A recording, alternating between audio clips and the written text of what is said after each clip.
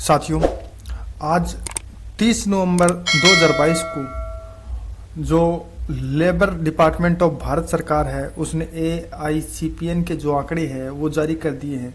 AICPN के आंकड़ों के आधार पर ही हमारा जो DA है वो कैलकुलेट किया जाता है। जो अक्टूबर जो माह का जो DA था वो 30 नवंबर को जारी हो चुका है। वर्तमान में DA है वो कितना हो गया और हमारा जो मार्च 2023 में है वो बढ़ने वाला जो DA है वो कितना होगा, यही इस वीडियो के अंदर हम बात करेंगे। तो साथियों, ये लेबर डिपार्टमेंट यानी भारत सरकार की जो ministry of labour and employment जो डिपार्टमेंट है, ये कि ACPI के जो आंकड़े हैं, ACPI जो इंडेक्स है वो जारी कर दिए।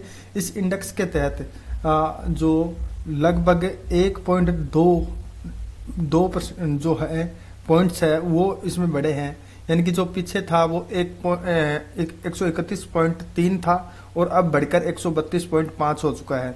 तो लगभग हमें यहाँ 1.2 की है ना यहाँ देखने को हमें वृद्धि देखने को मिली है।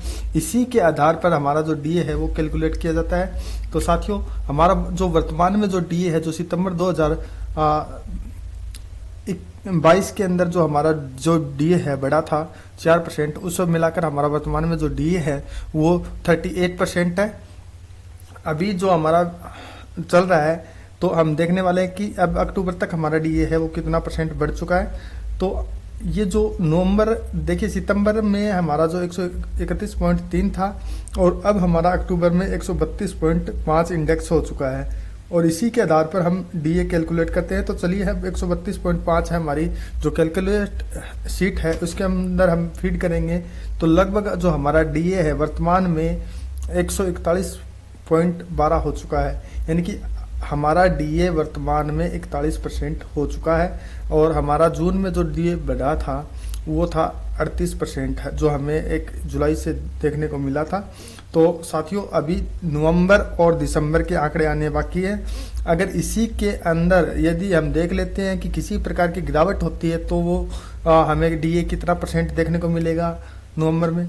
तो अगर हमारा 132-35% भी रहता है, अगर ये पॉइंट्स इंडेक्स में अगर किसी प्रकार की कोई वृद्धि नहीं होती है इसके अंदर CPI आंकड़े के अंदर, तो लगभग हमारा जो DA है वो 4% बढ़ने वाला है।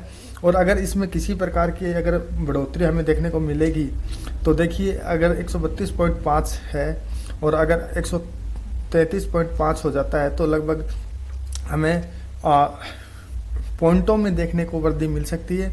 जो हमारा जो DA है वो हम कह सकते हैं कि मार्च में जो 1 जनवरी से जो बढ़ने वाला जो DA है वो लगभग 4% पक्का है।